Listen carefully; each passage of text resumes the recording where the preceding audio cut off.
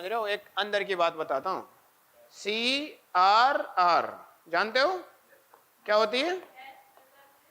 अरे नहीं, इकोनॉमी में मत जाओ यार।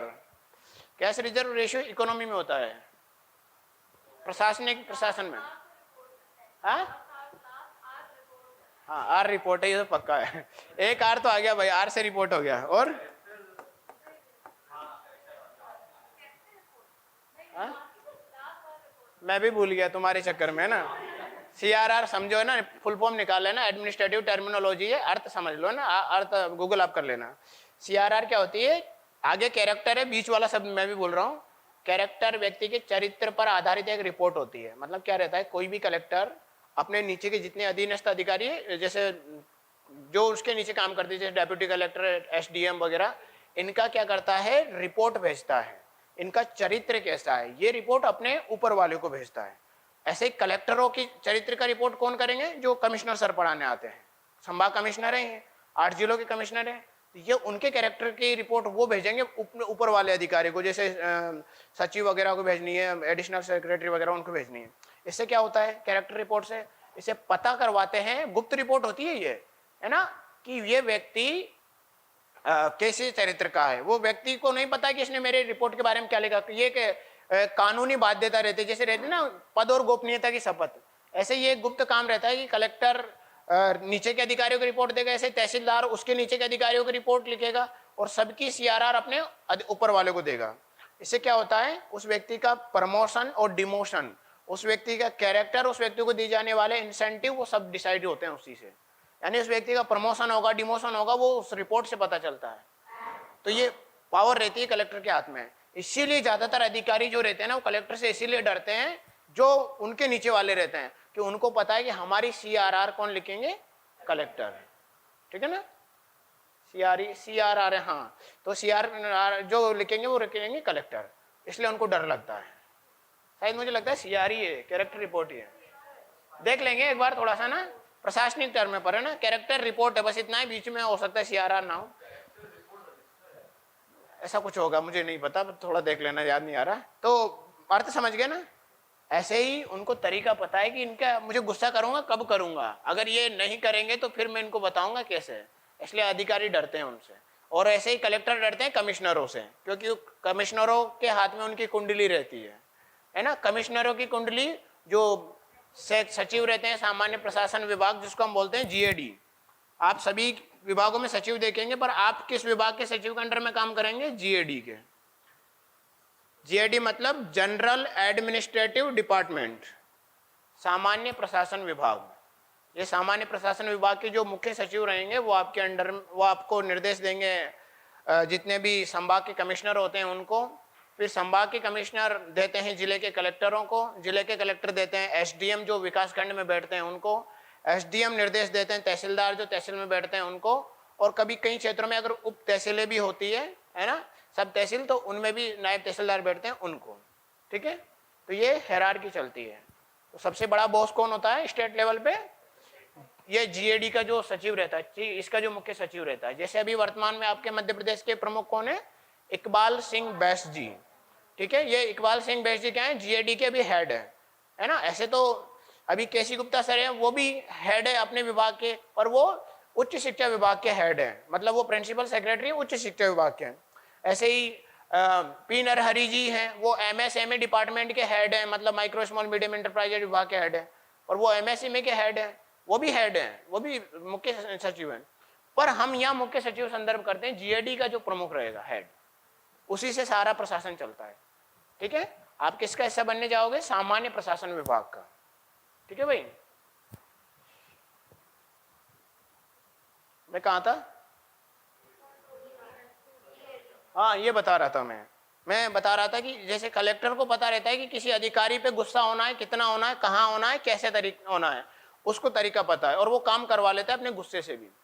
अभी जीता जागता उदाहरण बताता हूँ, 4-5 दिन होंगे, बालाघाट का बताता हूँ ना। बालाघाट में क्या थे, हमने 10 उसमें विभाग क्या बोलते हैं, विकास खंडों में कोचिंग चला रखी है। वहां से हम लोग लाइव चलते हैं, तो वहां के जो अधीनस्थ जो नोडल अधिकारी है ना, वो लापरवाहियां करते हैं। जो विकास खंडों में जो नोडल अधिकारी रहते हैं वो लापरवाहियां कर रहे थे। अब कलेक्टर साहब ने क्या बोला, जो मुख्य नोडल अधिकारी थे उनसे, कि उनको एक निर्देश दे दो, और निर्देश दे के साथ में ये भी बता दो कि या तो आप ईमानदारी पूर्वक अपना काम करें, नहीं तो मैं अपने तरीके से कराऊंगा। और उनको अपना तरीका भी समझा दो। अब अपना तरीका जान रहे हो ना, उनका तरीका। फिर उन्होंने कहा कि अभी चुनाव चल रहे हैं, चुनाव में कलेक्टर पावर में रहता है, देख लेना। ऐसे इतना बस कहा, समझ गए सारे कि देख लेंगे, क्योंकि जिसने अगर उन्होंने लिख दिया ना, कोई माई का लाल आके उसको बदला नहीं सकता, नेता वेता भी नहीं चलेंगे, समझ गए। तो उनको पता है कि गुस्सा कहाँ करना है और कैसे करना है। ठीक है भाई, ये अंदर की बात है, किसी को मत बताना यार। मेरे ऊपर लाइव जा रहे, पता चले मुझे कोई दिन फंसवाए। अच्छी, मैं आप लोगों को अच्छी बातें बता देता हूँ, हालांकि ये अंदर की बात है, पर नहीं बतानी चाहिए, ठीक है। पर इससे सीखने को मिलता है आपको, और कोई बिगाड़ेगा तो क्या बिगाड़ लेगा मेरा। हाँ भाई, कोई नहीं बिगाड़ सकता, मेरे साथ मेरी जनता है। आंदोलन कर देंगे ना अभी मेरे लिए? हाँ ठीक है, तब तो विश्वास है मुझे। हाँ, शांतिपूर्वक मेरे लिए अगर आंदोलन भी करें तो वो रेल जलाने वाला, पटरियां तोड़ने वाला नहीं। मेरे लिए आप आंदोलन करेंगे तो करेंगे मौलिक कर्तव्य, प्रस्तावना, ऐसे अच्छे मतलब गांधीवादी तरीके से। समझ पाए भाई? ध्यान रखना, क्योंकि मैं खुद उस चीज को फॉलो करता हूं जो आर्टिकल 51A का जो भाग है 9, वो कहता है टू सेफगार्ड पब्लिक प्रॉपर्टी, है ना, यानी कि सार्वजनिक संपत्ति की रक्षा करे और हिंसा से दूर रहें। तो हमें ध्यान रखना है भाई, कभी भी ऐसा आंदोलन मत करना कि जो हार्मफुल हो, आपकी लाइफ खराब हो जाएगी हमेशा के लिए। इससे कुछ नहीं होगा, सामने वाले का, प्रशासन का कुछ नहीं बिगड़ता, आम जनता को थोड़ा नुकसान होता है, हर्जाना, जुर्माना या भर करके वो भी हो जाता है, पर आपका अगर एक बार नाम आ गया उसमें, जिंदगी भर गई, आपका कैरेक्टर गया, मतलब ये समझिए।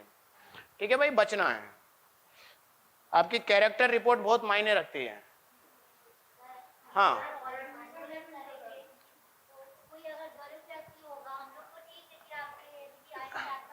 हाँ, इसीलिए तो कानून है, हर चीज की जांच करता है वो।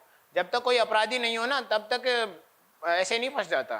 फंसाने वाला एक अलग मैटर है, आप फंस जाओगे पर आप बच जाओगे अगर आप गलत नहीं हो तो।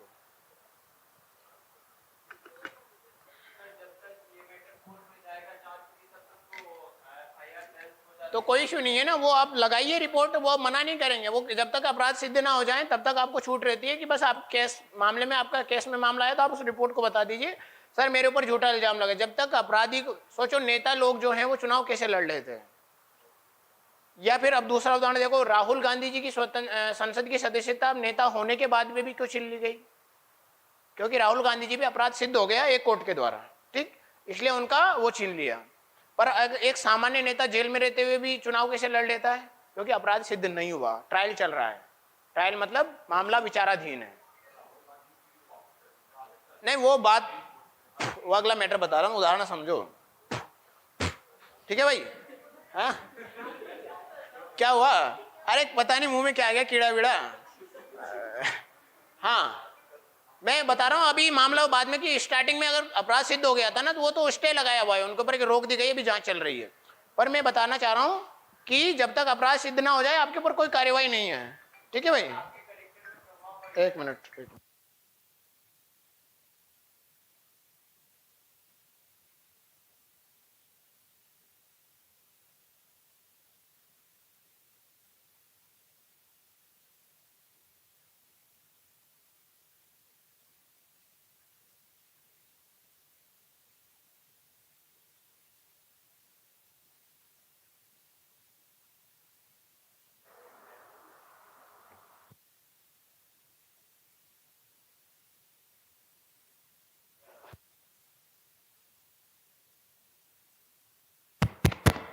वो मेरे हेड है, कलेक्टर रिपोर्ट लिख दे मुझे फर्क नहीं पड़ता, पर वो रिपोर्ट लिख देंगे मेरा चरित्र गया।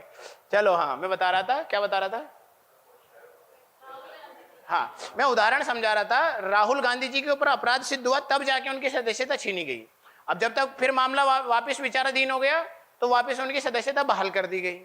ठीक है, ऐसे ही आपके ऊपर अगर मान लो किसी ने आपको फंसा दिया, कोई जेलेसी वाला व्यक्ति आपको फंसा दिया तो आप वो सबूत उनको दीजिए कि सर मामला भी मेरे ऊपर सिद्ध नहीं हुआ कि मैं अपराधी हूँ, ठीक है। तो आपकी सुनेंगे वो आपको मामले की, आपकी जब तक जांच करेंगे, है ना, और लगेगा कि अभी आप गिल्टी नहीं हो उस मामले में, तो आपके ऊपर वो सख्ती नहीं करेंगे, आपके ऊपर नर्मता, क्या बोलते हैं, नरमता बरती जाएगी, नम्रता, नरमता क्या बोलेंगे, हाँ वही वही वही बरती जाएगी ना, वही समझ लेना, नरमी, ठीक है।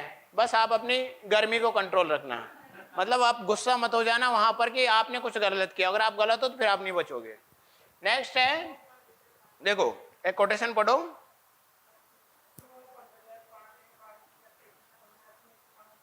एक केवल इनका थॉट था ये अरस्तु का, सोचिए यार, इस पे प्रश्न बन चुका है।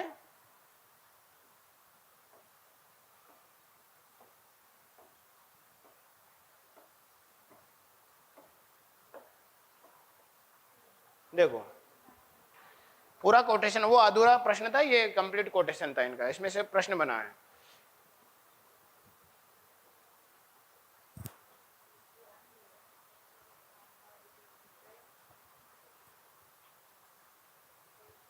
पढ़ लिया, समझ भी गए होंगे।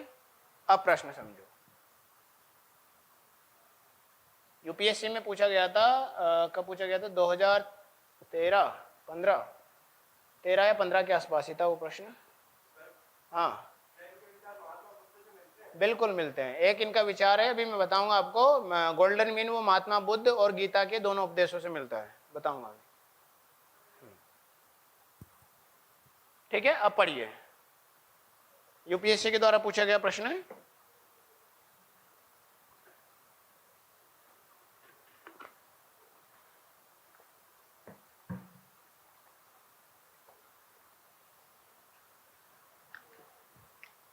पढ़ लिया। शत्रुओं पर विजय पाने की अपेक्षा में अपनी इच्छाओं का दमन करने वाले को अधिक साहसी मानता हूं। बस इतना सा कथन दिया, बाकी लास्ट में जो हमने अभी कोटेशन पढ़ा वो क्या कह रहा था, क्योंकि स्वयं पर विजय प्राप्त करना ज्यादा कठिन है। अब ये जो लास्ट वाला कोटेशन है ये इसका आंसर था। देखो क्या कह रहा है, स्वयं शत्रु पर विजय प्राप्त करने की अपेक्षा में अधिक अपनी इच्छाओं का दमन करने वाले को अधिक साहसी मानता हूं। अपनी इच्छाओं का दमन करना मतलब जो अपनी, जो भी आपके डिजायर या आपकी जो क्या बोलेंगे इच्छाएं भावनाएं हैं, है ना, आप जिस उन सबको क्या दबा दो। तो अगर ये आप कर सकते हो तो आप उससे बड़े विजेता हो सामने वालों को। क्या साबित करना चाहोगे आप? सेल्फ डिसिप्लिन लाना होगा, और सेल्फ कंट्रोल, और कई चीजों का त्याग, और डिसिप्लिन युक्त बिहेवियर, और फोकस होना होगा, और कंफर्ट जोन से बाहर निकलना पड़ेगा, और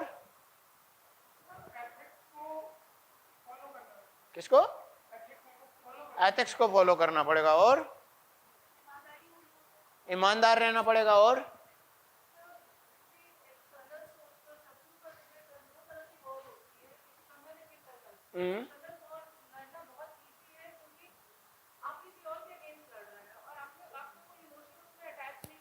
हाँ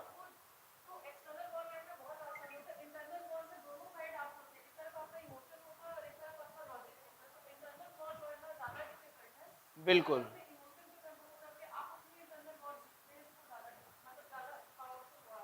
बिल्कुल बिल्कुल। तो ये सारी चीजें हैं, ठीक है। और कोई अपना स्वतंत्र विचार? आ? कौन सा?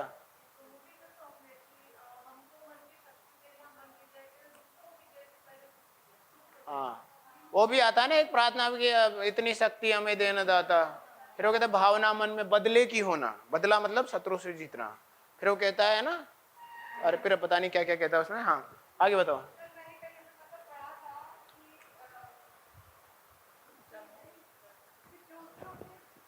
हाँ हाँ बताओ बताओ। हाँ जिस व्यक्ति ने खुद को जीत लिया उसके द्वारा दुनिया जीतना कठिन है। अच्छा, और आगे इतना ही है? हाँ आप बताओ।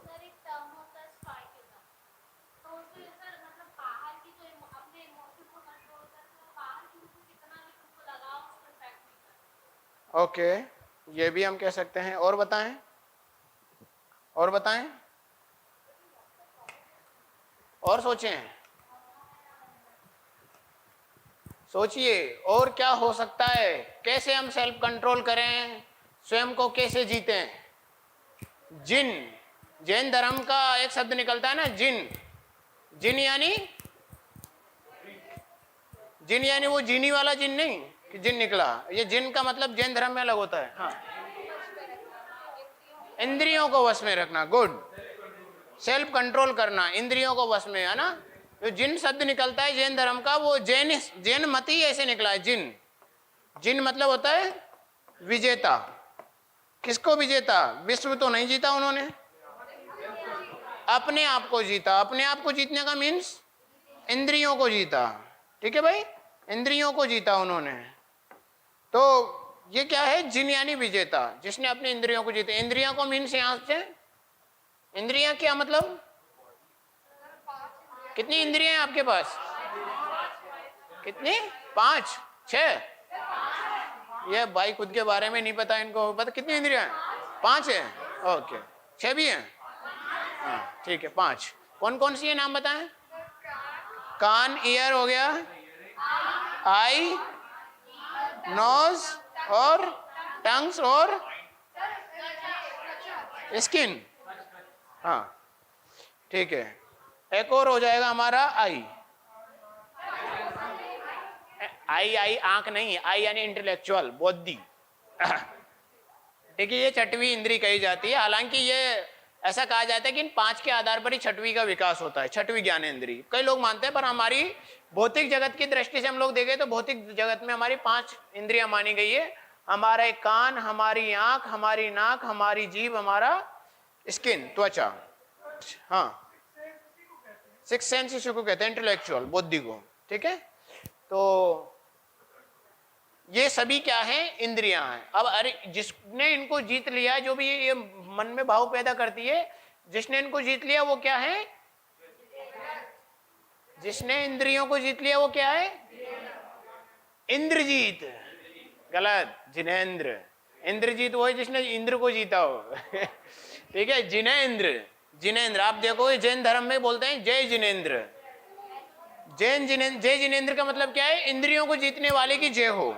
ठीक है भाई, तो इंद्रियों को जीतना।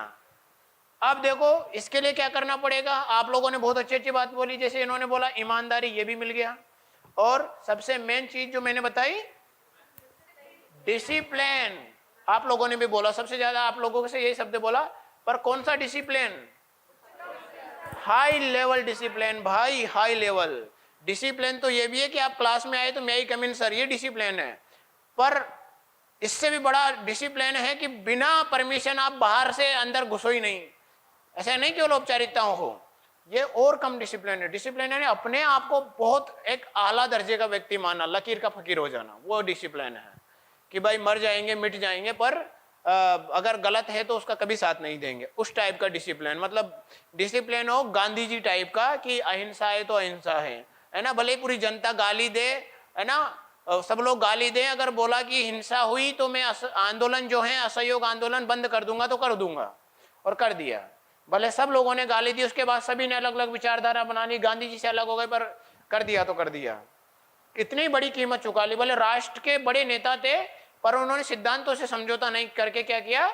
अपने सिद्धांतों को महत्व दिया कि यार कुछ भी हो जाए, अहिंसा, अहिंसा है तो अहिंसा, हिंसा हुई तो बंद कर दिया। सब लोग विरोधी हो गए, जो गांधी जी को एक समय के लिए मानने लगे कि यही हमारे सब कुछ है। उसके बावजूद भी जब उन्होंने छोड़ा तो सब लोग उनके खिलाफ हो गए, सब लोग खिलाफ हो गए। ये गांधी जी तो एकदम वो हो गए, है ना, कह नहीं सकता माइक है। हाँ बताओ।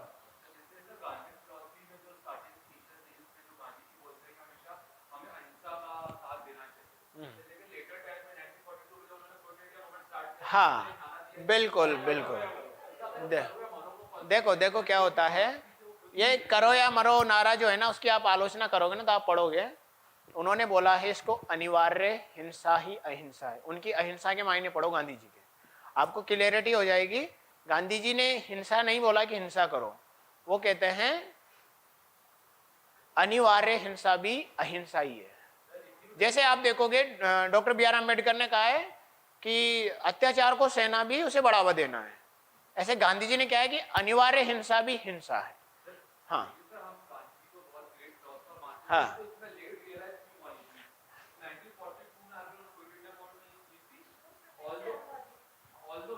हाँ हाँ बिल्कुल बिल्कुल बिल्कुल बिल्कुल बिल्कुल बिल्कुल सही कह रहे हो आप, सही कह रहे हो आप समझो, गांधी जी भारत कब आए थे? 1915 में,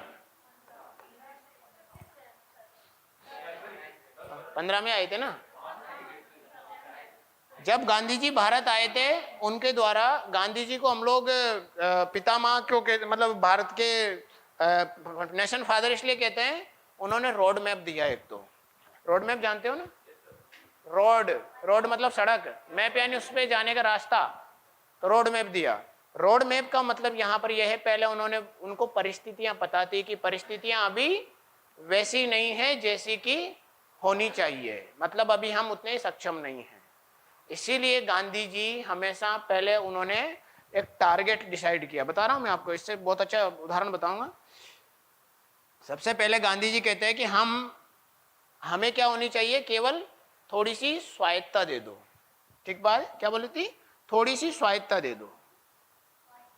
स्वायत्ता मीन्स यहाँ पर यह है कि कुछ मामलों में हम अपने डिसीजन कर पाए, छोटे मोटे मामलों में इतना बस हमें पावर दे दो, है ना, ऑटोनोमस हमें दे दो।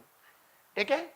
उसके बाद वो कहते हैं जब 1921 का दौर आता है, मतलब कि 1921 के आसपास वो देश को भांप लेते हैं कि देश में सब जगह चिंगारी उठी हुई है, लोग गुस्से में पागल हो रहे हैं, ऐसी परिस्थिति में हम लोग इससे बढ़कर भी कुछ मांग सकते हैं।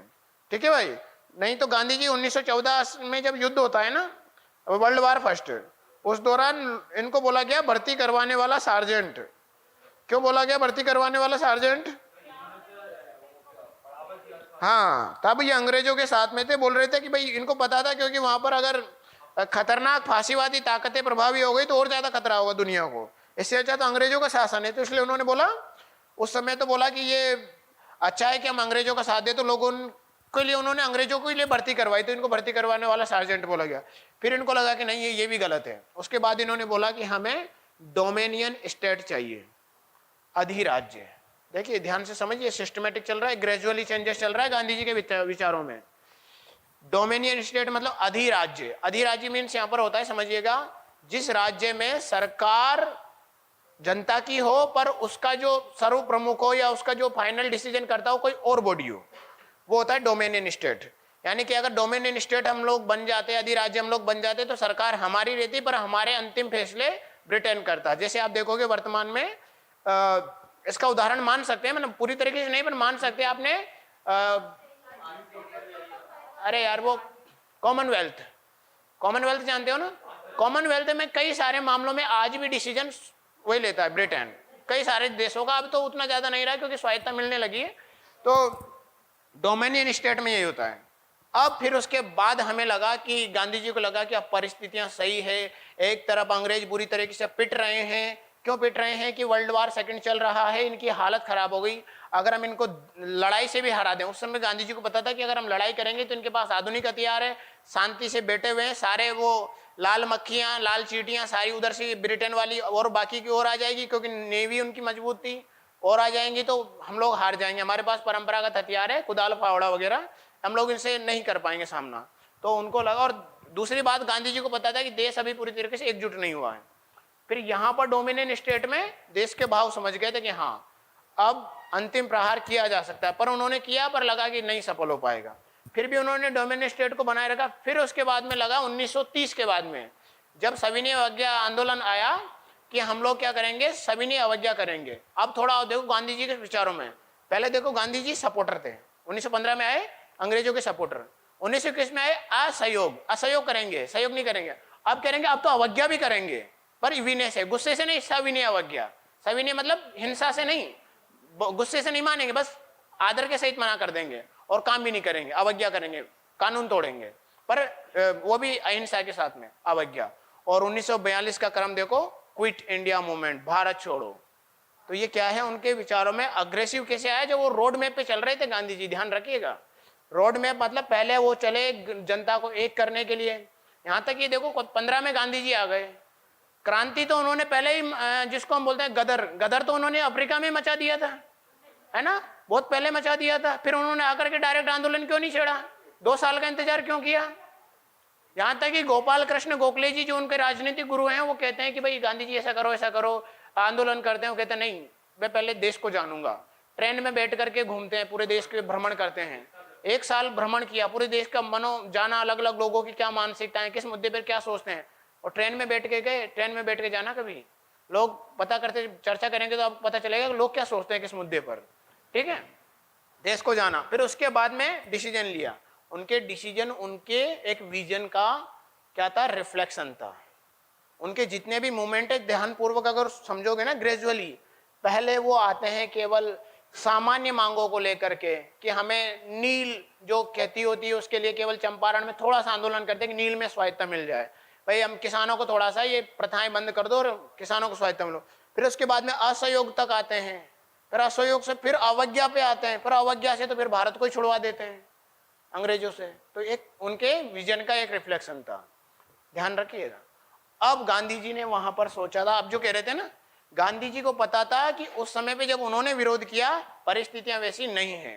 फिर उनको लगा समय आते आते कि यार ये ठीक है, अब किया जा सकता है। चारों तरफ से परिस्थिति ऐसी बन रही कि अंग्रेज हारने वाले हैं और हमसे मांग रहे हैं। आप देखो कि 1945 में जब वो शिमला एग्रीमेंट कुछ, शिमला में कुछ होता ना वो, हाँ, तो उस दौरान वो अंग्रेज कहते हैं कि कृपया कर अपनी सेना, अपने लोगों को, भारत के लोगों को हमारी सेना में भर्ती होने के लिए भेजिए, क्योंकि अगर फांसीवाद जीत गया, मतलब जापान और जर्मनी जीत गया, तो आप ज्यादा नुकसान में जाओगे, क्योंकि वो अधिनायकवाद टाइप का है, बहुत ज्यादा एकदम कट्टर टाइप का है। तो गांधी जी भी नहीं चाहते थे कि जापान और ये जीते, जर्मनी जापान और इटली जीते, क्योंकि ये बहुत खतरनाक थे, इनसे भी ज्यादा खतरनाक थे। ये तो फिर भी थोड़ा कानूनों से चलते थे, वो तो एकदम और भी ज्यादा खतरनाक थे, वो राज्य को सर्वोपरि मानते थे।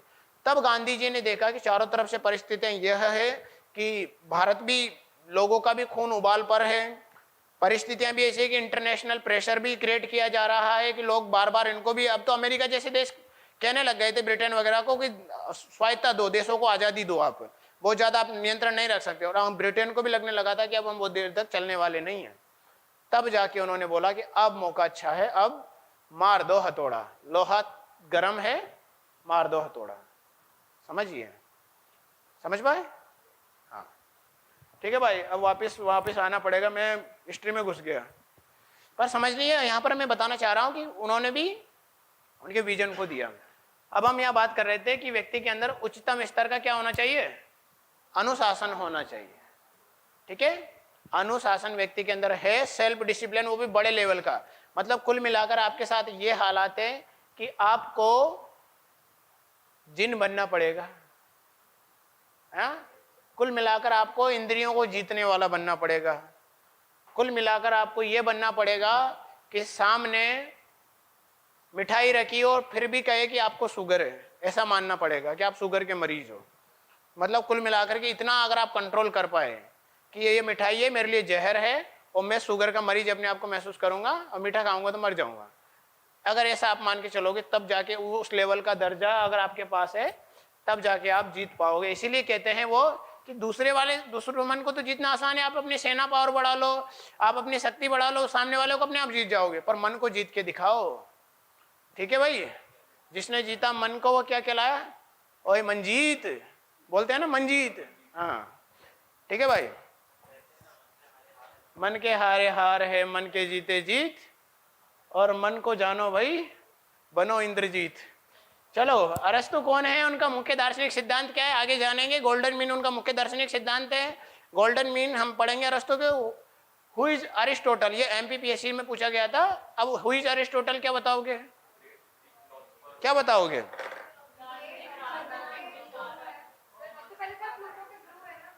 प्लूटो के गुरु है,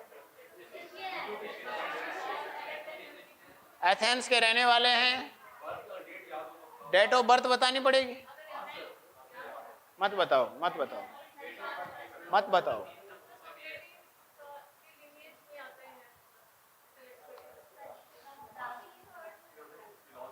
क्या बताओगे? ग्रेट फिलोसफर है, ये भी एक बहुत ज्यादा स्पेसिफिक वर्ड नहीं है और आसान। ग्रीक फिलोसफर है, ये भी एक कॉमन हो गया। और बताओ।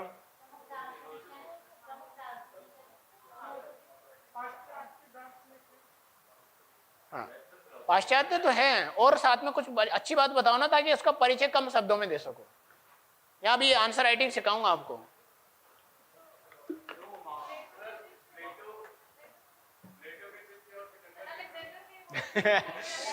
उनका खुद का अस्तित्व नहीं है क्या? ये तो वही बात हो गई, वो कौन था, बिंदुसार। बिंदुसार के बारे में कहा जाता है कि महान पिता का पुत्र और महान पुत्र का पिता खुद कुछ नहीं था क्या भाई? वही मूवी याद आ गई, वो अल्लू अर्जुन की, जिसमें कहता है कि मैं छल्ला का बेटा हूँ, तो कहता है कि तुझसे कुछ नहीं होगा क्या? तो वो कहता है ना सामने वाला विलन कि मैं छल्ला का बेटा हूँ, तेरे बाप का नाम क्यों ले रहा है, तुझसे कुछ नहीं होगा क्या? हाँ, हर बात में कहता है मैं छल्ला का बेटा हूँ, मतलब छल्ला एक कोई बाहुबली टाइप का आदमी था वो उस समय का। तो कहते तुझसे कुछ नहीं होगा क्या? खुद की कोई पहचान नहीं है। आप लोग तो पहचान के लिए लड़ रहे हो। अभी आपको क्या कहते हैं, समाज में जाना अपनी औकात पता करनी हो तो क्या कहेंगे, फलाने जी के बेटे हैं, फलानी जी की बिटिया है। समझ पाए? अभी आपकी औकात है, औकात बता रहा हूं। फिर जिस दिन आ जाएगा ना आपके पिता या मम्मी गुजरे हैं और बोलेंगे ये फलाने के पिता हैं, उस लड़के और उस लड़की के पिता हैं, उस लड़की की माँ है, उस लड़के के पिता हैं, उस लड़के का भाई है, उस दिन आप अपनी औकात पता चल जाना। क्या बात है भाई साहब, क्या बात है भाई साहब। हाँ हाँ, देखो अब सब संक्षिप्तीकरण का वो बता रहा हूं, समराइज कैसे करना है समझो। हु इज अरस्तु, है ना? अब आपके अनुसार होते तो आप ये लिखते कि अरस्तु ग्रीक का महान दार्शनिक था, 3 नंबर में प्रश्न खत्म हो गया। कैसे लिखोगे? ग्रीक दार्शनिक